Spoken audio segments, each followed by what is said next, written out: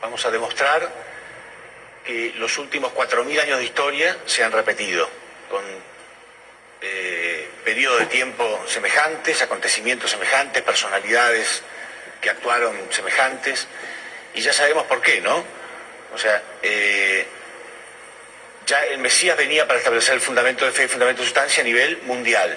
Ya se había cumplido a nivel individual, familiar y nacional, pero faltaba a nivel mundial. Con el rechazo de Jesús hace 2.000 años atrás, se perdió todo ese fundamento y entonces tuvo que volver a repetirse. Pero no se pierde todo el fundamento desde el comienzo. El fundamento de fe y de sustancia a nivel individual, familiar y nacional no se pierde a nivel mundial nada más, ¿sí? Entonces, esto comienza con Jacob. Vimos como después del fundamento de sustancia de Jacob quedaron pendientes los 400 años de indemnización debido a que Abraham falló en el fundamento de fe.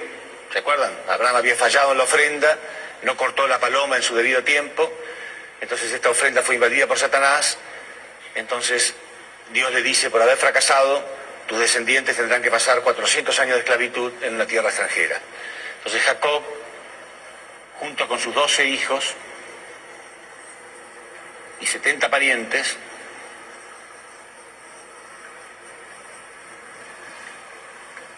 entran a Egipto, primero no como esclavos, sino porque José, su hijo menor, tenía una posición muy importante, casi como un faraón, pero después el faraón que lo nombra primer ministro a José muere y los faraones subsiguientes van esclavizando más y más a sus descendientes.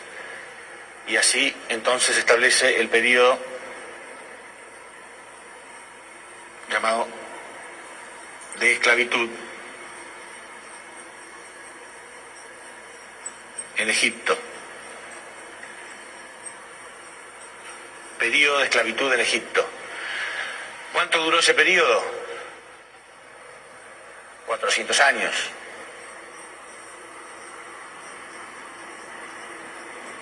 ¿400 años? Bueno, en cada periodo yo les voy a contar algunos detalles que a lo mejor pueden parecer insignificantes, pero para que después vean ustedes cómo se repite. Todo esto es antes de Jesús, 2.000 años antes de Jesús. Y todo esto es desde Jesús hasta hoy. Van a ver que desde Jesús hasta hoy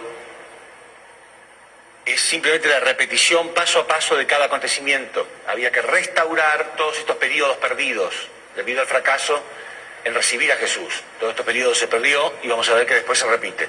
Yo primero voy a hablar de este lado y explicar qué pasó en cada etapa para que vean ustedes cómo se repite. Bueno, los israelitas eran una nación ya elegida por Dios, preparada. Siempre decimos la nación elegida. A mí no me gusta decir la nación elegida porque queda como que ya existía una nación y entre todas las que había Dios eligió a esa. No, es la nación formada por Dios. Dios tomó una persona que cumplió, una persona que realmente pudo quitar su naturaleza caída a través del fundamento de fe y fundamento de sustancia, y a través de esa persona, sobre ese fundamento victorioso, entonces Dios establece una familia victoriosa, una nación victoriosa, y así fue preparando esta nación, ¿sí? Pero a pesar de que ellos eran la nación de Dios, vemos que estaban esclavizadas dentro de otra nación. Por eso, esto también está como en la etapa de formación. Después viene la etapa de crecimiento y después viene la etapa de perfeccionamiento. Van a ver ustedes que en este periodo estaba todo preparado para que llegue el Mesías. Sin embargo, por algunos fracasos, el Mesías viene recién acá en esta etapa. Pero originalmente estaba preparado todo para que el Mesías nazca ahí, en esa etapa. Porque ya era una nación sólida. Dios quería mandarlo en una nación sólida e independiente. Acá no, acá estaban recién en la etapa de formación. ¿Por qué etapa de formación? Porque eran una nación, pero sin embargo estaban dentro de otra, estaban esclavizados dentro de otra nación, no eran libres. Sin embargo, ellos guardaban la identidad de ser los elegidos de Dios a través de 3 tradiciones, a través de 3 condiciones que establecían constantemente, que eran guardar el sábado como el día sagrado, a través de las ofrendas,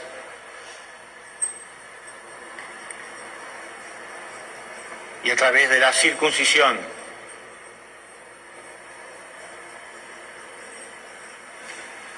A través de esas tres costumbres, tradiciones, ritos, condiciones que ellos establecían, ellos guardaban la identidad de ser los elegidos.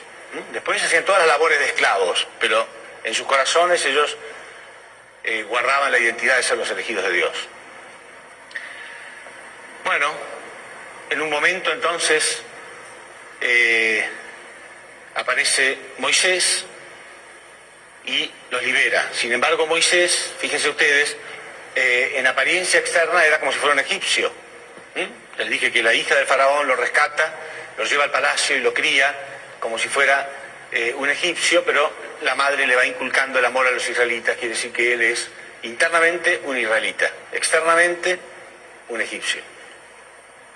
Entonces, hacia el final de esta etapa aparece Moisés, que todos pensaban, repito, que era un egipcio y no lo era. Y entonces él los libera, ya hemos visto el curso de Moisés, ¿sí? Y ahí llegan a las tierras prometidas de Canaán y comienza lo que se llama el período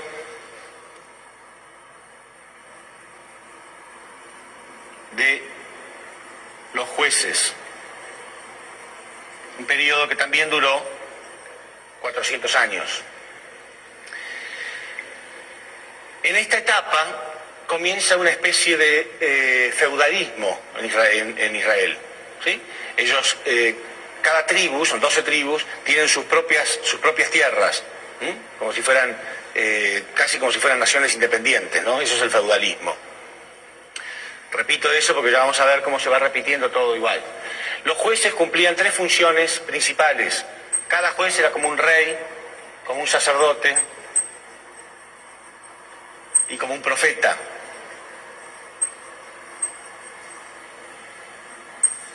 ¿Sí? Cada rey cumplía esas tres funciones al mismo tiempo, como un rey, como un sacerdote y como un profeta. Sin embargo, ellos ya cometieron un error acá. Este periodo se caracteriza por ser un periodo de mucha confusión en la fe de los israelitas. Y ocurre algo muy extraño que muchas veces la gente pregunta. Si uno lee en la Biblia, Dios le pide a los israelitas que cuando ellos entren a Canaán, se deshagan de todos los cananitas, que los maten a todos. Entonces, mucha gente pregunta, ¿pero cómo? ¿Por qué razón Dios hace eso? Un poco, desde el punto de vista de una persona más elevada espiritualmente, es muy raro que algo así ocurra. En realidad, lo más importante para Dios, acuérdense que este es el tronco de la historia, ¿no? Ese es el linaje del que yo le hablaba, desde siempre le hablé, ¿no es cierto? Es el linaje que Dios está preparando para enviar al Mesías, que finalmente va a salvar a todo el mundo, incluyendo a los cananitas también. Todo el mundo va a ser salvo a través de eso. Quiere decir que para Dios este es el tronco de la historia. Lo demás son ramificaciones. ¿Sí? ¿Se entiende eso del tronco de la historia? Lo que quiero decir es que hay una historia central en la providencia e historias periféricas. La historia de nuestras vidas era periférica, no somos personalidades centrales, ¿sí? No somos ni antepasados del Mesías, ni profetas especiales, somos historia periférica, pero la historia periférica en algún momento se conecta con la historia central. Pero Dios sigue la historia de la Biblia es la historia central, el tronco. No quiere decir que no había otras naciones, otra gente, otras cosas, ¿sí? Y no quiere decir tampoco que Dios no les importa a ellos. En algún momento ellos van a ser salvos también. Pero lo que está indicando acá es la historia central. Después la historia periférica se conecta con esta historia central. Bueno, los cananitas no tenían nada que ver con la historia central de la providencia de Dios. Sin embargo, la iban a obstaculizar, la iban a frenar. Si ellos se deshacían de los cananitas, se mantenían puros en la fe, ya van a ver lo que hubiera ocurrido. Lo que hubiera ocurrido en esa época es que los israelitas se hubieran mantenido fieles y el Mesías podía haber nacido en esta época. En esta época eran un poderoso reinado, no estaban bajo la influencia y el dominio del Imperio Romano como ocurrió cuando vino Jesús después. ¿Sí? Entonces muy probablemente podía haber habido victoria acá. Nos habríamos ahorrado 2000 y 1000, 3000 años de historia. Hace 3000 años el reino de los cielos habría estado establecido. Y si el reino de los cielos hubiera sido establecido hace 3000 años, ¿qué hubiera pasado espiritualmente con los cananitas que murieron? Hubieran sido salvos también. Está bien, hubieran vivido un poco menos, hubieran vivido unos años menos en este mundo, pero serían salvos hace muchos miles de años. Sin embargo, todavía ellos están en el mundo espiritual muy bajo, porque eran tribus paganas. ¿Se entiende? O sea, lamentablemente Dios en la providencia tiene que hacer cosas crueles, porque lo más importante es continuar con la providencia. Entonces Dios le pide que realmente se establezcan y que no se mezclen con los cananitas. Porque si se mezclan con los cananitas, van a contaminar su fe. Bueno, los israelitas no hacen eso, no obedecen y tratan de convivir pacíficamente con los cananitas. Invaden, sí, pero después tratan de convivir pacíficamente con ellos y vamos a ver las consecuencias. La invasión, ya la fe se empieza a contaminar acá y acá mismo hay un fracaso que hace perder muchísimo. Fíjense ustedes, si el Mesías hubiera nacido en esta época, aunque igual lo hubieran rechazado, supóngase que igual lo hubieran rechazado, ¿no? Igual lo mataran, se habría perdido esta parte y hoy la historia se tendría que repetir hasta acá nada más. Quiere decir que la humanidad habría ahorrado 1000 años acá y 1000 años acá. Quiere decir que igual hace 2000 años habría sido establecido el reino de los cielos. ¿Se entiende? Aunque hubieran fracasado en recibir al Mesías, igual la historia tendría que repetirse hasta acá nada más. Sin embargo, como todas estas tres etapas, porque esto es la etapa de perfeccionamiento de una nación, como las tres etapas fueron invadidas, ahora vamos a ver cómo, entonces tuvo que prolongarse hasta acá, y ahora tiene que repetirse hasta acá. ¿Se entiende? ¿Sí? Bueno. Entonces, este periodo, como digo, comenzó una especie de sociedad feudal para los israelitas, y es un periodo, sin embargo, que se caracterizó por la contaminación de la fe de ellos. El último de los jueces, que fue Samuel,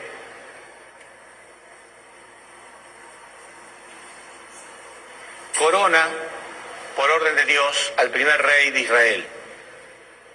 Acá, entonces, en este periodo, comienza el periodo, lo llamado periodo del Reino Unido.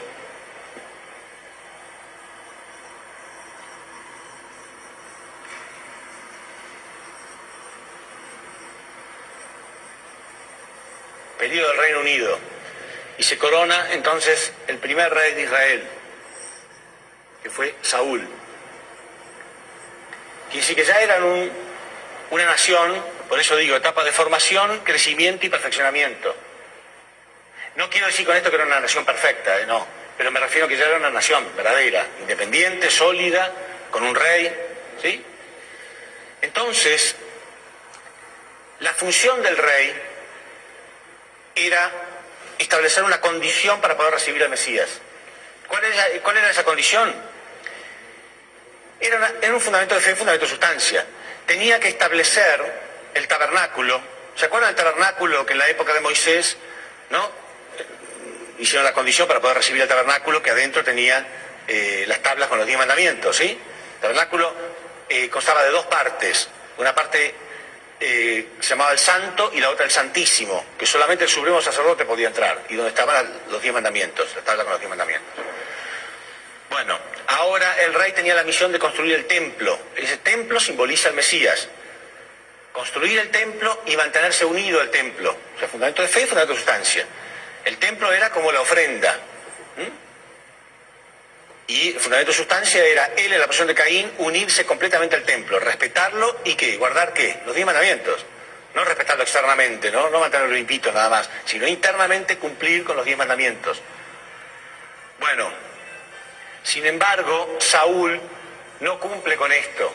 Él no construye el templo, se olvida por completo de que esa era la misión que tenía, y lo más importante para él era crear un ejército poderoso.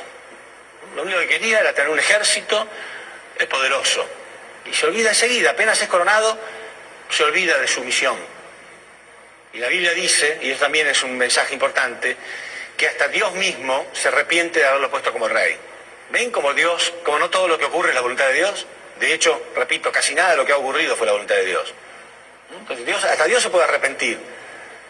Casi alguien podría interpretar como hasta Dios se puede equivocar. No es que Dios se equivoque, el que se equivocó fue Él, ¿no? Pero digo, no todo le sale bien a Dios. Entonces ese criterio de que Dios es todopoderoso y hace así todo lo que Él quiere ocurre, no, depende de nosotros. Bueno, Saúl fracasó. Pero como estaba en la etapa número 3, ¿se acuerdan? Satán invadió la etapa número 1, la etapa número 2, ¿no? Siempre en la etapa número 3 Dios puede hacer más intentos. ¿Se acuerdan cuando Abraham fracasó por ser la etapa número 3? Él pudo volver a intentar el fundamento de fe, ¿sí? Le dio otra posibilidad. Bueno, del mismo modo entonces acá Dios puede darle otra posibilidad. Sin embargo, le permite que gobierne durante 40 años. Que gobierne 40 años para ver si lograba, hasta último momento, construir el templo. Sin embargo, él no lo hace. Entonces, en su lugar queda David. El rey David, que era mucho mejor que él, mucho mejor que él. David tenía mucha más fe, David amaba mucho más a Dios. ¿Recuerda la historia de David y Goliat? Goliat desafió al pueblo de Israel y todos temblaban, hasta el rey temblaba. Y decían, si alguno de ustedes lo puede vencer, seremos esclavos de ustedes. Pero si nosotros vencemos, ustedes serán esclavos nuestros. Y Saúl temblaba. Y este que era un chiquito, era un muchachito, con cara de nene, que no infundía miedo a nadie, dice, yo lo voy a vencer. Y lo convence a Saúl. Y hay una parte interesante en la Biblia, ¿no? Como David está absolutamente decidido a vencer a Goliat. Y está ofendido. Y dice, ¿cómo este filisteo incircunciso va a ofender al pueblo de Dios? O sea que no es por él. No es una valentonada de él nada más, sino que era porque era el pueblo de Dios el que le estaba ofendiendo. Y dice, con el poder de Jehová yo puedo vencer. Él sumaba esto, él tenía muy en claro esto. Bueno, David tenía mucha más fe, repito, amaba a Dios. Y después cuando vence a Goliat, el pueblo empieza a cantar canciones. Decía, Saúl vence a sus 1000, pero David vence a sus 10.000, decía la canción. Entonces esto a Saúl no le gustaba nada, tenía muchos celos, inclusive quería matarlo. Pero sin embargo, ahí vemos una relación de Caín y Abel muy clara, sin embargo David amaba a Saúl, amaba mucho a Saúl. Se puso muy mal cuando Saúl murió. Y él sí quería construir el templo. Lo máximo que quería en su vida era construir el templo. Uno puede leer en la Biblia que él consiguió cosas maravillosas para construir el templo. De todos los reinados vecinos y naciones, conseguía los mejores mármoles, bronces, cobres, piedras, maderas, las cosas más preciosas, ¿no? Para poder construir el templo más lindo que jamás se haya visto. Sin embargo, Dios mismo tiene que impedir que David construya el templo, porque tenía sus manos manchadas de sangre. David tenía mucha fe, pero era muy sanguinario. Por ejemplo, cuando Saúl murió y le llevaron la noticia a él de que Saúl había muerto, como él lo amaba mucho, sacó su espada y mató al mensajero. ¿No? Era muy peligroso ser el cartero de David. Si no le gustaba lo que estaba recibiendo, era sanguinario. Y cometió un error muy grande, que ya lo mencioné en alguna etapa de las conferencias, que él vio a Betsabé, que era la esposa de uno de los oficiales del ejército, bañarse a orillas del río, y como era muy bonita, la quiso para él y mandó a matar a su esposo para quedarse con ella. ¿Sí? Entonces todo este tipo de cosas una persona así no podía construir el templo. Entonces Dios le dice que él no va a construir el templo. Y él también gobierna durante 40 años. Ven, en la etapa número 3, Dios puede intentarlo varias veces. Divide esta etapa en 3, como formación, crecimiento y perfeccionamiento. Y en su lugar queda su hijo, Salomón, que también gobierna 40 años. Quiere decir que este periodo duró 120 años. Pero acá sí, si no había victoria, entonces se perdía todo. Si ya no hay victoria en la etapa número 3, se pierde todo. Pero Salomón sí construye el templo. Entonces ahí había una aparente victoria.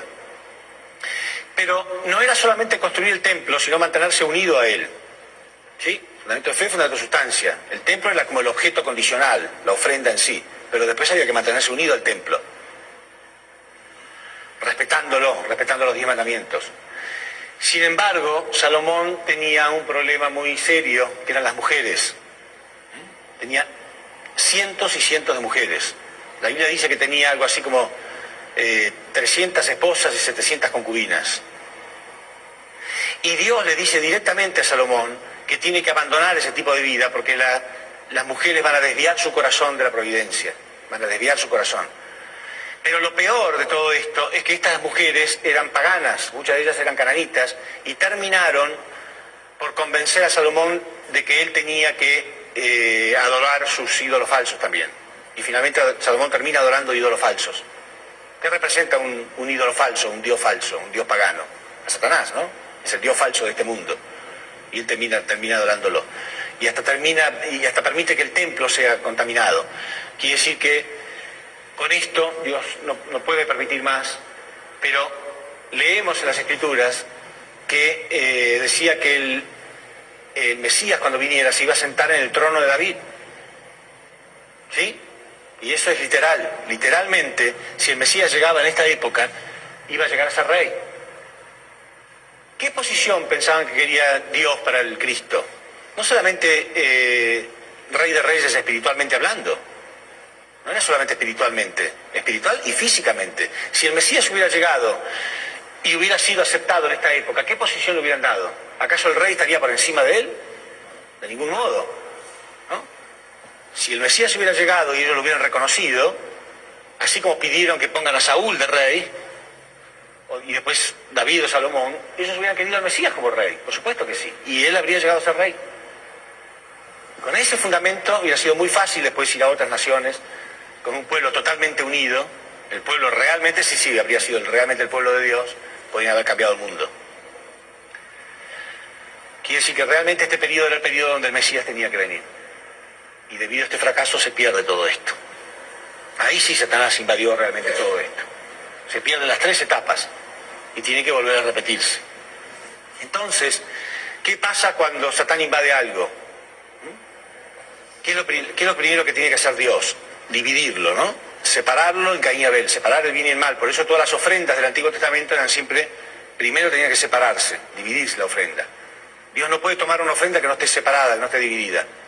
Simboliza separar el bien del mal. Entonces, después de la muerte de Salomón, comienza el periodo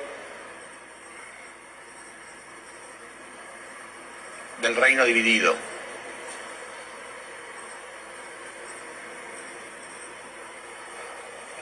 Que duró 400 años. ¿Sí?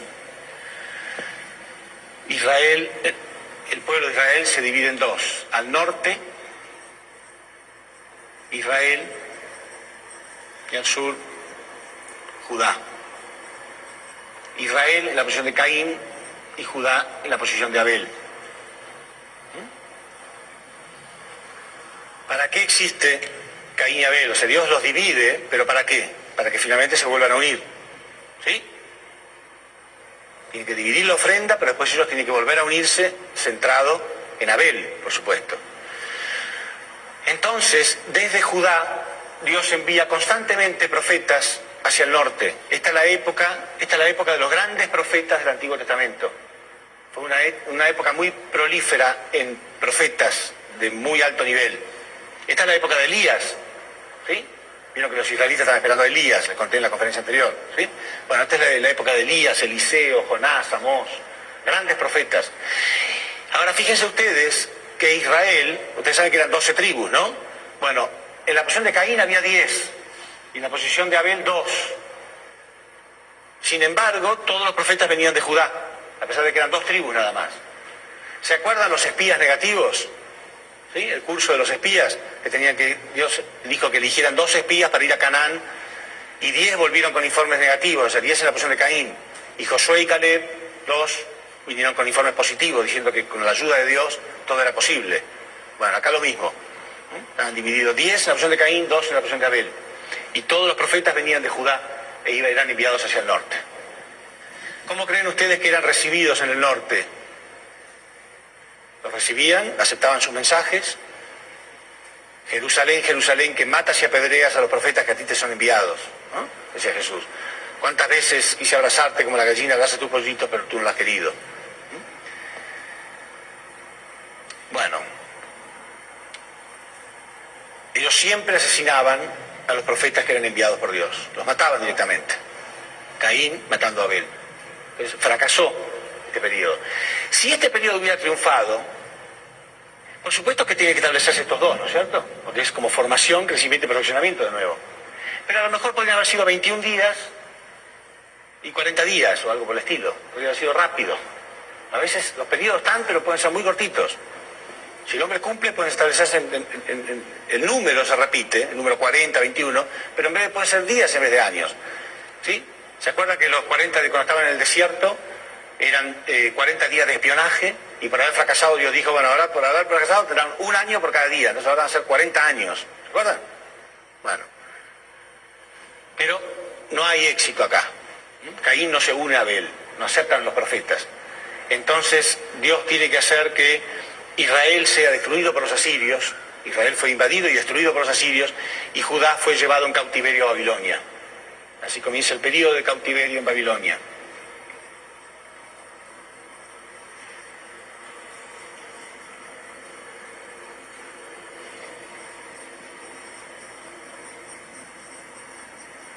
Este periodo duró 110 años. Ahora, analicemos, fijémonos un poco en la situación, ¿no? Ellos eran esclavos acá. Después de muchísimo trabajo, logran salir de la esclavitud hasta llegar a ser un gran reinado. Y por la fornicación, porque fíjense ustedes, si Salomón hacía ese tipo de cosas, ¿qué es lo que no haría el pueblo, no? No es que el rey tenía cientos de mujeres y el pueblo eran todos santitos. Y por la fornicación y el pecado vuelven a ser esclavos de nuevo. Otra vez esclavos. Ustedes saben que muchas veces los judíos nos preguntan, ¿no? Antes de escuchar, dicen, ¿por qué? ¿Por qué nosotros somos el pueblo elegido de Dios? Hemos tenido tantos conflictos, tantos disturbios, tantos altibajos, ¿no? Durante la historia. Nunca han entendido esto, pero no había modo de que lo entiendan, ¿eh? Todo esto es una revelación muy clara que ahora podemos entender cómo fue el curso de la historia. De todos modos, nadie debe ver esto solamente como la historia de Israel, ¿no? Esta es la historia de la humanidad. Era para nosotros los que estábamos dependiendo de estos éxitos o fracasos. ¿O por qué creen que todavía seguimos viviendo en un mundo de maldad? Nunca vean las cosas como el fracaso de otro. La historia providencial, los éxitos son para la humanidad y los fracasos son para la humanidad. Nosotros, esta es nuestra historia también. Nuestra historia. Bueno, entonces ellos son de nuevo llevados de cautiverio a Babilonia, hasta que después de 70 años, Ciro de Persia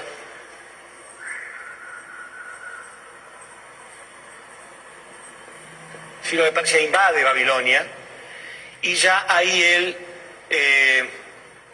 no tiene nada en contra de los israelitas y les va permitiendo la libertad poco a poco. Inclusive les va permitiendo algunos cargos en el gobierno, ¿sí? Pero, sin embargo, ellos permanecen ahí durante 210 años. Cuando termina este periodo, aparece un gran reformista en Israel, que es Malaquías. Un gran reformista. Y él produce una reforma, una gran revuelta, una gran revolución en Israel, diciéndole, porque ya ellos en Israel, pero dentro de Babilonia todavía, diciéndoles, porque ellos ya eran casi libres, en Babilonia eran prácticamente libres ya, pero seguían en Babilonia. Babilonia era una nación realmente pagana, se habían contaminado muchísimo en la fe, ya estaba todo paganizado, todo paganizado. Pero Malaquías no. Malaquías es un gran profeta que produjo una gran reforma religiosa, devolviéndole a los israelitas la identidad de ser los elegidos. ¿Sí? Él los hace recordar, ¿acaso no somos elegidos, no estamos esperando a Cristo, al Mesías, o al ungido, como quieran? Entonces, él los convence de que tienen que retornar a Canaán, volver a sus tierras, reconstruir el templo que había sido destruido con la invasión de los asirios. El templo fue destruido, volver a reconstruirlo, y así comienza el último periodo de 400 años, otra vez un múltiplo de 40. ¿Por qué un múltiplo de 40? Porque tiene que purificar todos los errores del pasado. Necesitaron 400 años para purificarse de todo este paganismo y todo lo malo que habían hecho. Y este periodo se llamó periodo de preparación para el Mesías.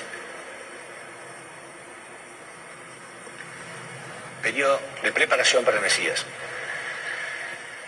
Pero el Mesías viene para establecer el fundamento de fe y de esperanza a nivel mundial. Quiere decir que este no es un periodo de preparación solamente dentro de Israel, sino en el mundo entero. Ustedes saben que el centro del mundo era el Imperio Romano. Y el Imperio Romano tenía muchísimos dominios, ¿no? E Israel, que era una pequeña nación, estaba dominada por el Imperio Romano. El que dominara el Imperio Romano podía dominar el mundo entero muy fácilmente. Entonces, en este mismo periodo, al comienzo de este mismo periodo, aparecen grandes personalidades en todo el mundo. En la India aparece Buda. En China, ¿sí? En China aparece Confucio. En Israel aparece Malaquías. En Grecia aparece Sócrates y Platón. Y cada uno de ellos produce grandes reformas. Cada uno de ellos produce una gran reforma en su esfera cultural. Por supuesto que acá era el centro de todo, ¿no? Esto era el centro de todo. Acá es donde iba a sembrarse la semilla para el resto después. Pero cada uno de ellos enseñó una parte de la verdad que venía a enseñar Jesús. Por ejemplo, Buda tuvo una actitud muy semejante a la de Moisés. Moisés estaba en el palacio y decidió abandonar los placeres y la vida pecaminosa dentro de un palacio para unirse a un pueblo que estaba esclavo, pero para hacer la voluntad de Dios. Buda también, ustedes saben que era un príncipe en un palacio con todas las riquezas y sin embargo abandonó todo eso para salir a buscar la verdad. Y una de las principales conclusiones a la que llegó Buda después de muchísimo tiempo de meditación fue que el origen del mal en el hombre está dado por su deseo egocéntrico de satisfacer sus necesidades de amor. ¿Cómo se origina el mal? ¿Qué le pasó a Lucifer? ¿Por qué Lucifer sintió celos y por qué hizo lo que hizo? No tomó el punto de vista de Dios y quería egoístamente satisfacer sus necesidades de amor. Bueno, Buda llegó a la misma conclusión, que es así como se origina el mal. Confucio sostuvo firmemente en su filosofía y en su creencia que la base elemental para un mundo verdadero es la familia. Platón hablaba de la dualidad universal, lo que nosotros llamamos el mundo espiritual y el mundo físico, ¿se acuerdan? Solamente que él lo llamaba el mundo de las ideas y el mundo material o el mundo físico, pero hablaba de esta dualidad universal. En fin, cada uno de ellos estaba produciendo una reforma centrada en la verdad. Si Jesús hubiera sido aceptado en Israel, él podría haber conquistado Roma y después de eso, muy fácilmente, con todas las reformas que había a nivel mundial, muy fácilmente podría haber producido un movimiento de unificación. Él iba a crear un movimiento de unificación, así como existe hoy en día. Por supuesto, cada vez que nos alejamos más y más difícil es. Hace 2000 años hubiera sido más fácil, pero él podría haber creado un movimiento de unificación porque estaba todo preparado para eso. Y así podría haber unificado el mundo en una sola verdad y en un solo Dios. Por esa razón, cuando Jesús llega, realmente quiere que lo acepten, ¿no? Cuando él ora en el jardín de Getsemaní con lágrimas y le ruega a Dios no ir al camino de la cruz, no es por él, sino que él sabe todo el fundamento a nivel mundial que lo está esperando. Esto llevó miles y miles de años para crearlo también. Él sabe todo el fundamento para que él llegara, miles y miles de años de historia, desde Adán hasta ahora, creando un fundamento para que él pudiera nacer. Y él sabe los miles de años que van a venir después, si esto fracasaba. Por eso ora de este modo, ¿entienden? Ese es el modo por el cual, esa es la razón por la cual Jesús estaba desesperado, realmente quería una oportunidad más. Y lleva a sus 3 mejores discípulos para agarrarse, aunque sea de esa pequeña cosita, para decir, yo quiero continuar. Para que Dios mismo no pierda todo el fundamento. A Dios le costó muchísimo llegar hasta este fundamento.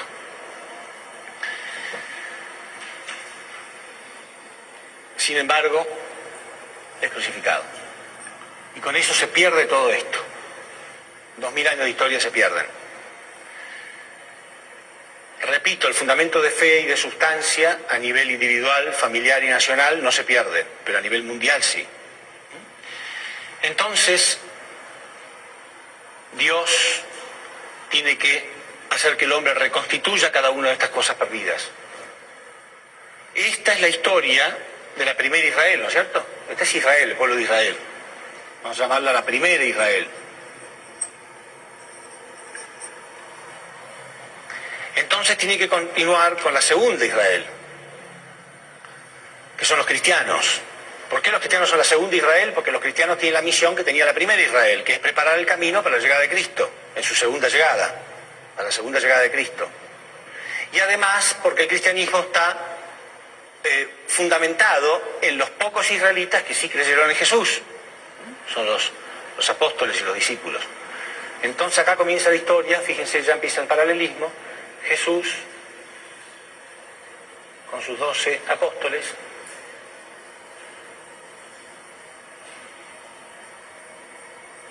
y 70 discípulos.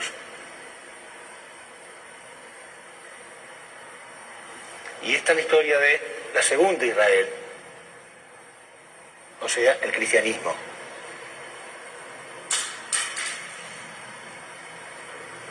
¿Sí?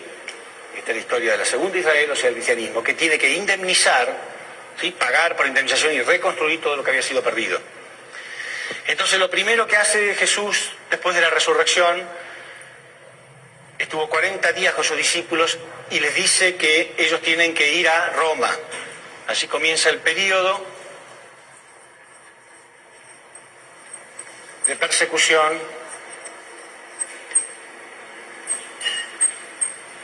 en Roma.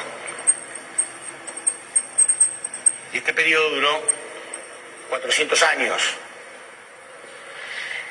Y esos primeros cristianos realmente se sentían el pueblo de Dios. ¿Y cuál era la fe y la esperanza de esos cristianos? El retorno de Cristo. Ellos no sabían.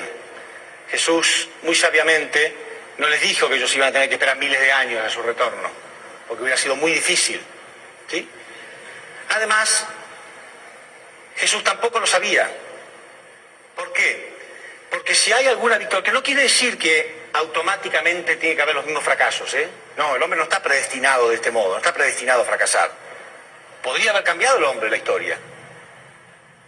¿Y si la cambiada qué significa? ¿Que no tenía que repetirse todo? Sí, podía haberse repetido, pero a lo mejor en vez de ser 120 años podía ser 120 días, ¿sí? O 400, o 40 años en vez de 400, en fin, podía haberse cortado. Quiere decir que nadie sabe realmente cuánto iba a tardar. Por eso le preguntaban a Jesús y él jamás dijo cuánto tiempo. Solamente Dios sabe. Bueno, entonces, al igual que el pueblo de Israel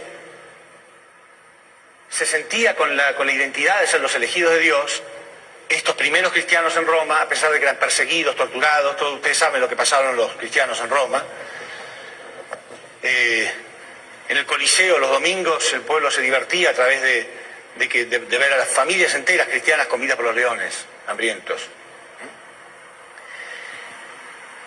Pero aún así ellos guardaban la identidad de ser los elegidos de Dios a través de 3 tradiciones, costumbres o condiciones que ellos establecían. Al igual que acá guardaban el sábado,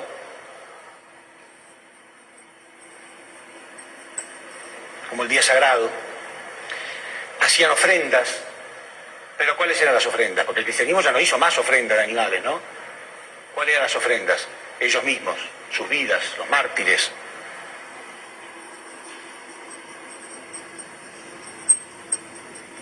Y ahora, en lugar de la circuncisión, era el bautismo y la comunión.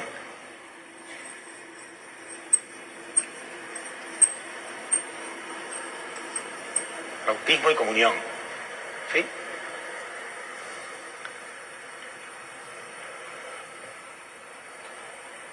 Bueno, del mismo modo que acá cuando termina este periodo, aparece Moisés. Acá primero aparece Constantino, como mencioné hoy, que era el primer emperador cristiano. Esto fue en el 312. Pero la gente no sabía que él era cristiano. Él parecía un romano cualquiera y sin embargo él ya estaba a favor de los cristianos. Entonces prohíbe su persecución. Y ya, hacia lo último de este periodo aparece Teodosio I,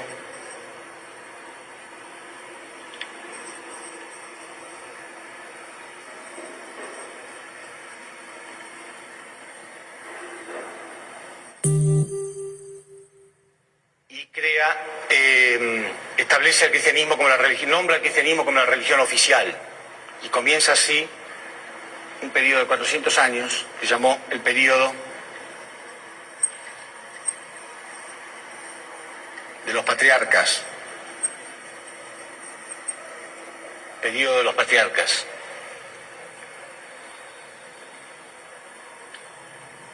Cada patriarca era igual que un juez, cumplía 3 funciones al mismo tiempo, como la de un rey, un sacerdote y un profeta al mismo tiempo. Pero en aquella época también, esta época, al igual que acá, se caracteriza por ser un periodo de confusión en la fe de los israelitas. Había mucha confusión en la fe. ¿Por qué? La iglesia se había dividido en 5, pero para su organización, no división en el sentido de pelea, sino para organizarse. La iglesia de Antioquía, Jerusalén, Constantinopla, Alejandría y Roma. Y al patriarca de la iglesia de Roma se le daba el nombre especial de Papa. ¿Sí? Bueno, el Papa León III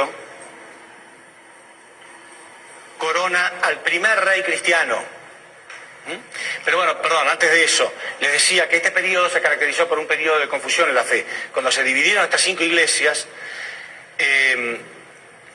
se fueron hacia el noroeste de Europa y ahí se encontraron con los germanos que venían huyendo de la persecución de los hunos, de la invasión de los hunos.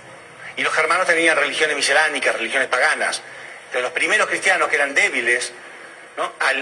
Débiles en su fe me refiero, al mezclarse con los germanos que tenían religiones paganas, también ellos incorporaron muchísimo paganismo. No se olviden que una vez que fue nombrada la religión oficial en Roma, el cristianismo, se puso de moda ser cristiano. Los primeros cristianos sufrían para ser cristianos, ¿no? Satanás los ponía a prueba constantemente, pero ellos realmente tenían fe y entonces mantenían una vida recta. Después fue una moda. De todo el mundo se hizo cristiano muy fácilmente, pero eran débiles en su fe. Entonces cuando se mezclaron con los germanos, muy rápidamente incorporaron un montón de cosas que duran hasta hoy en día. De aquella época viene el arbolito de Navidad, por ejemplo, que no tienen ninguna base bíblica, la adoración a imágenes, en fin, muchísimas cosas paganas. Igual que acá. Y acá mismo comienza la sociedad feudal. Ustedes saben que en la Edad Media el sistema de gobierno era la sociedad feudal, ¿no? El feudalismo era un sistema de gobierno. En realidad se lo llama un sistema de gobierno cuando en realidad es un antisistema, porque de sistema no había nada, no había ningún sistema. Cada uno tenía sus tierras y tenía el señor feudal, que era el dueño, y establecía sus propias leyes. El señor feudal establecía sus propias leyes, hacía lo que quería. Entonces en cada lugar había las leyes que se le antojaran. Bueno, entonces León III nombra al primer rey cristiano. Fíjense acá, exactamente en el mismo periodo donde fue nombrado el primer rey de Israel, aparece el primer rey cristiano. Ven cómo se repite todo perfectamente igual. Y entonces comienza el periodo del Reino Unido. Periodo del Reino Unido. Y el primer rey es Carlomagno.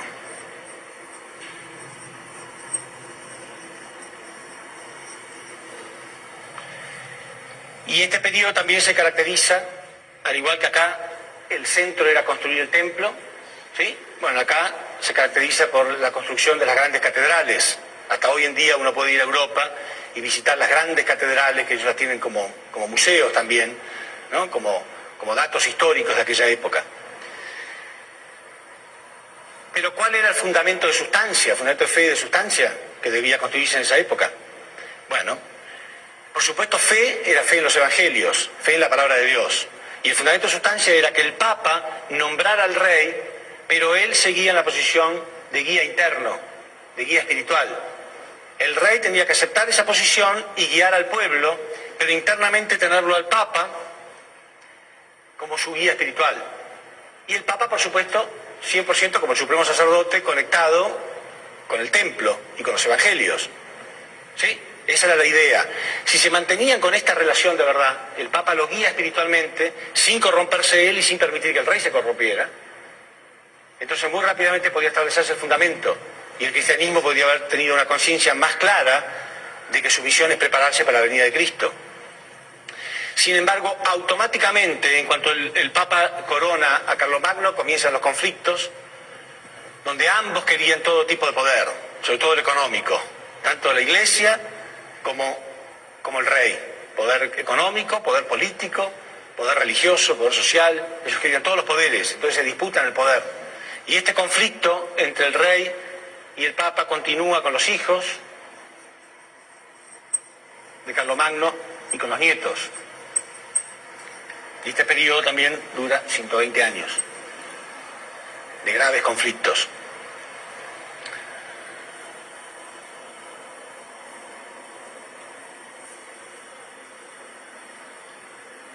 Bueno, hacia el final de esto entonces, después los nietos de Carlomagno se pelean y terminan dividiéndose los reinos. Primero en 3 y después 2 de ellos se unen y quedan 2. Y así comienza el periodo del reino dividido.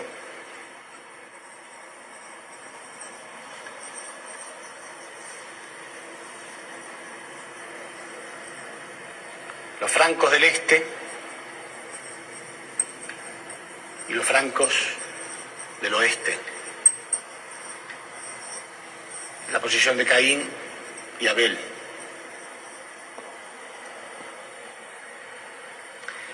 Y del mismo modo que acá, fíjese exactamente igual, y este es el periodo que se caracterizó, el periodo de los grandes profetas del Antiguo Testamento, ¿no? Como les dije, el periodo de Elías, Eliseo, Jonás, Amós. Bueno, este fue el periodo de los grandes santos de la Edad Media. Fue el periodo de San Francisco de Asís, uno de los más grandes santos de toda la historia. San Francisco de Asís, Santo Tomás de Aquino, San Bernardo, Santa Clara de Asís, grandes santos en este periodo.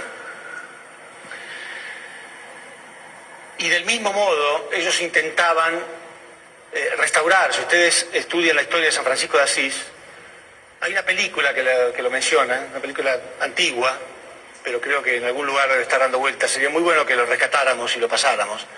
La historia de San Francisco de Asís, que se llama Hermano Sol, Hermana Luna. ¿La vieron alguna vez?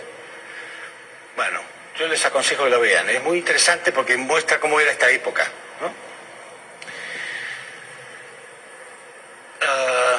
San Francisco de Asís era católico, por supuesto.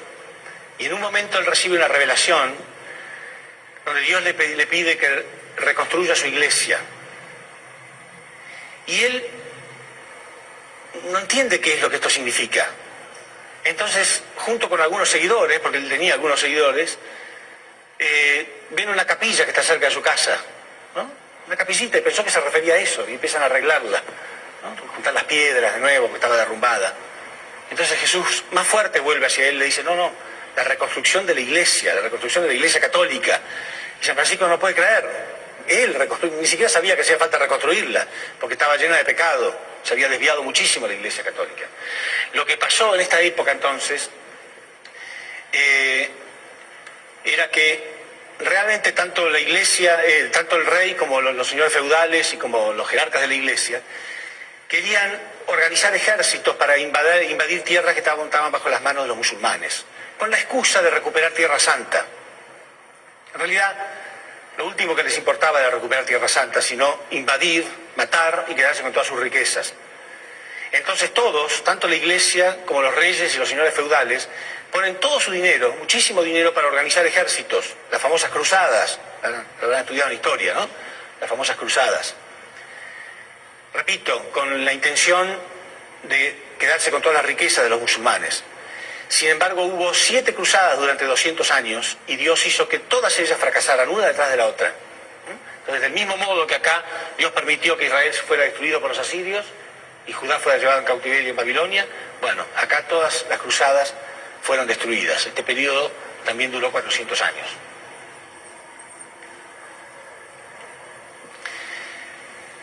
Bueno,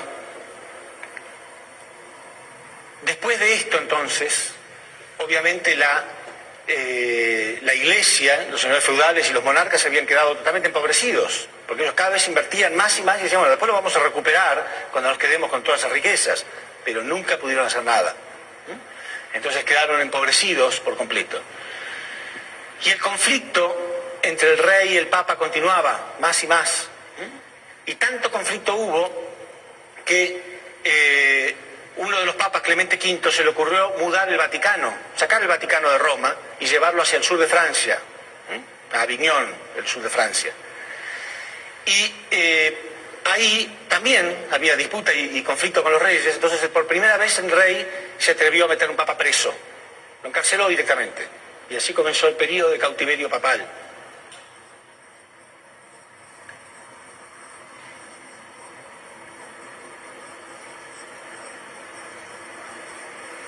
Periodo de cautiverio papal. Del mismo modo que acá comienza el periodo de cautiverio en Babilonia, bueno, acá comienza el periodo de cautiverio papal. El rey, se atrevió a meter por primera vez en la historia un papa preso. Entonces en Roma no podían aceptar esto y nombraron a otro papa. Y los dos papas se disputaban el poder de la Iglesia y discutían constantemente. Y tantos conflictos y discusiones había que no le hicieron caso a ninguno de los dos y nombraron otro papa más. En algunos libros de historia este periodo está llamado el periodo de los 3 papas. Ahora imagínense ustedes la confusión que había 3 figuras centrales disputándose el poder unas con otras. ¿Sí? Bueno, y esto siguió así durante 210 años, conflicto, hasta que al final se destituyó, bueno, antes de que termine esos 210 años, por supuesto, se destituyó a estos 3 papas y se nombró a otro papa en Roma, que fue León X. Ahora, uno piensa, después de tantos conflictos, de tanto escándalo, porque ya era un escándalo para la gente, había mucha corrupción, la Iglesia tenía realmente, había desviado por completo su camino. Por ejemplo, estaba muy de moda que las familias de la nobleza tuvieran alguien de la Iglesia, algún jerarca de la Iglesia, algún cardenal o algún jerarca dentro de la familia. Entonces, como estaba muy de moda, esas posiciones se compraban. ¿Sí? Uno podía ser obispo, cardenal, lo que fuera, pero comprando la posición directamente, no estudiando teología ni tratando de hacer la voluntad de Dios. Se vendían indulgencias. El indulto, que es el perdón de los pecados, era vendido a un precio determinado. Entonces, después de tanto escándalo, uno piensa, bueno, ahora que se nombró a un papa de nuevo, quizá empiece a hacer las cosas más rectas. Sin embargo, no fue así para nada. León X fue el que empezó a recaudar fondos para construir la Capilla Sixtina, la que pintó Miguel Ángel, ¿sí? La Basílica de San Pedro. Bueno, empezó a recaudar fondos. ¿Y sabe de qué modo recaudar fondos? Vendiendo indulgencias, o sea, vendiendo el perdón de los pecados. Y había un pueblo en Alemania donde estaba Lutero. Lutero fue un gran reformista, ¿no? Y a ese pueblo llegó justo un enviado del Papa que se llamaba Tetzel. Y este Tetzel tenía una lista con el precio para cada pecado. Había una lista para el precio, con el precio de cada pecado. Y según el pecado que uno quisiera cometer, iba y pagaba. Pero esto no era todo, sino que Tetzel prometía que si uno quería liberar del infierno a algún antepasado, había una clave donde en el mundo espiritual sabían que cuando se escuchara, no, en el infierno mejor dicho, en el mundo espiritual pero en el infierno, sabían que cuando se escuchara el sonido de las monedas tocando el fondo del cofre, sabían que tenían que liberar. Claro, imagínense ustedes la ignorancia que había en la Edad Media, ¿no? Entonces todo el mundo quería escuchar ese sonido. Todo el mundo quería escuchar el sonido para liberar a sus antepasados. Pero eso no es todo. También había un precio para pecados futuros. Si uno quería cometer un pecado en el futuro, podía pagar algo hoy y después podía cometerlo tranquilo porque ya estaba perdonado. Imagínense ustedes qué desviación completa. Eso lo dicen los libros de historia. No es tan conocido esto en los países más católicos, pero en Europa saben perfectamente la historia de Lutero, porque Lutero se escandalizó con todo esto. Una oferta especial, pague hoy, peque mañana. Una vergüenza. Entonces, cuando la gente pagaba por sus pecados, después miren ustedes, ¿no? Se le extendía un recibo. Y con ese recibo la persona iba al sacerdote el domingo y el sacerdote tenía que perdonar sus pecados. Cuando la gente llegaba a Lutero, comentándole esto, Lutero decía que eso no era verdad, que eso no era verdad de ningún modo, porque Lutero era un profesor de teología bíblica, él conocía la Biblia perfectamente, ¿no? Y era creyente de verdad. Entonces él decía que el perdón de los pecados viene con una sola condición, que es el arrepentimiento sincero, no con dinero, sino con arrepentimiento sincero. Entonces lo sacaba y lo rechazaba. Entonces la gente preguntaba, ¿pero en serio? ¿Yo puedo ser perdonado por mi pecado solamente con arrepentirme? Sí, es lo que dice Cristo, lo que dicen las Escrituras. Entonces iban a Tetzel y le pedían el dinero de nuevo. Entonces Tetzel hizo prender hogueras, porque ustedes saben que en la Edad Media, si alguien se oponía realmente a la estructura de la iglesia, era matado directamente. Entonces se prendían hogueras como amenazantes, como diciendo que nadie se oponga a lo que estoy diciendo. Entonces Lutero estaba cada vez más, por supuesto tenía temor también, ¿no? Era muy peligroso, pero estaba cada vez más frustrado, ¿no? Y más enojado por ver las violaciones que se hacían en los evangelios. Entonces finalmente él escribe 95 tesis en contra de la Iglesia Católica y las pega en la iglesia del pueblo. Ya la gente también notaba que durante muchos años vio toda la corrupción, pero nadie se animaba a decir nada. Era muy peligroso, ustedes saben lo que era la Inquisición, ¿no? La Inquisición se mataba a cualquiera que se opusiera. Entonces, él escribió estas 95 tesis y las pegó, y alguien las sacó de la puerta el domingo y las leyeron en público. Y ese domingo nadie quiso entrar a la iglesia, por primera vez. Y ahí se encendió la mecha de la reforma religiosa que corrió como reguero de pólvora por toda Europa. Y ahí esto dio comienzo al último periodo, con Lutero. Ven acá, con Malaquías, un gran reformista, comenzó el periodo de preparación para el Mesías. Bueno, acá también, los últimos 400 años comenzaron acá, con Lutero, el periodo de preparación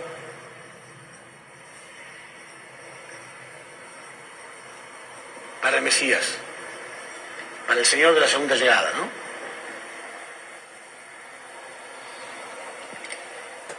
Y en realidad, si nosotros somos sinceros y abrimos nuestros ojos, los protestantes, ¿no? Los llamados evangelistas o protestantes, enfatizaron mucho más en que tenemos que prepararnos para la segunda llegada.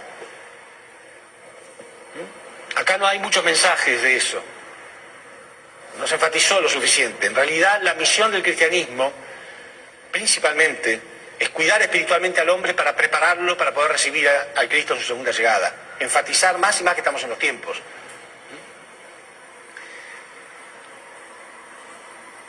Esto, para ser más exacto, ocurrió en el año 1517. La gran reforma religiosa. Con eso comienzan los últimos 400 años para el Señor de la segunda llegada. Señor de la segunda llegada. Claro, verlo así en un pizarrón es fácil, ¿no? Pero en realidad son miles y miles de años que han tenido que pasar. Ahora, esto no es casual, ¿eh? Uno tiene que darse cuenta de que tenemos la gracia divina en estos tiempos de poder tener fe mucho más fácilmente. Nadie nos pide que creamos en cosas descabelladas. Tenemos 4000 años para analizar que esto no es casual. Léanlo. Están en las Escrituras, están en los libros de historia. Y esto no es el único paralelismo, ¿no? Desde que Adán y Eva cayeron, toda la historia que les he contado en todos estos días, son todos paralelismos. Cada vez que hay un fracaso tiene que volver a repetirse, ¿no? todos con números providenciales bien claros, todos se han repetido exactamente igual. Y justo en el último periodo de la historia, porque hoy estamos viviendo en ese periodo, ¿qué está pasando? ¿Qué está pasando en la humanidad? Más y más personas están teniendo revelaciones, más y más personas están buscando de nuevo, interesados en crecer espiritualmente. Todos están anunciando realmente el retorno de Cristo, que estamos en los tiempos, en los últimos días. Se pasaron de largo 2000 años. ¿Ustedes habrán ido alguna vez en algún tren o algún colectivo, se van un poco dormidos y se pasaron de parada? Se pasan una o dos y después se bajan rápido, ¿no? 2000 años. No es para insultar a nadie de esto, pero que no nos pase lo mismo. Estamos en los tiempos, ahora. No van a pasar 100 años, ni 50, ni 10. Estamos en los tiempos. Y yo lo voy a demostrar ahora. En la próxima conferencia vamos a hablar más de cómo, cuándo y dónde va a ocurrir la llegada de Cristo.